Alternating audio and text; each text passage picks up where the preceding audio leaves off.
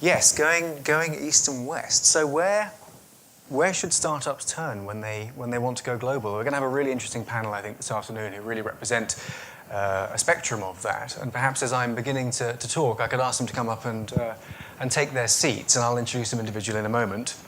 I have had many years in the international media, and this is a topic I'm very interested in. Certainly that it makes great business news when you see the rise of startups, the personalities behind them, some of the enviable, huge successes, and maybe from a news point of view, sometimes the spectacular disasters. It can certainly be something that serves us well as a business in this area.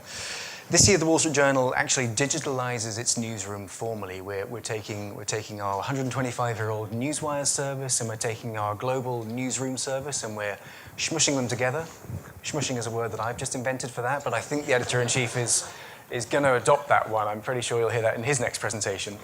But the idea behind that is that we now see that technology belongs in the mainstream of journalism.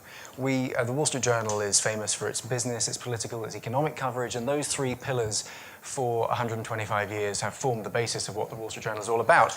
Now technology has infiltrated every single part of the economy. It has disrupted it, changed it, made it more accessible, made it more transparent, made it an awful lot more confusing for lots of people.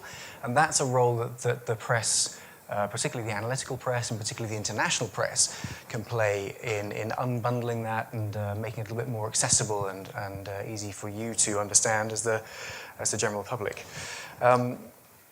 Israeli startups, of course, famous for their innovativeness, renowned also for becoming quickly internationally active, often from the word go. Often that's the inception point, an idea that can travel quickly.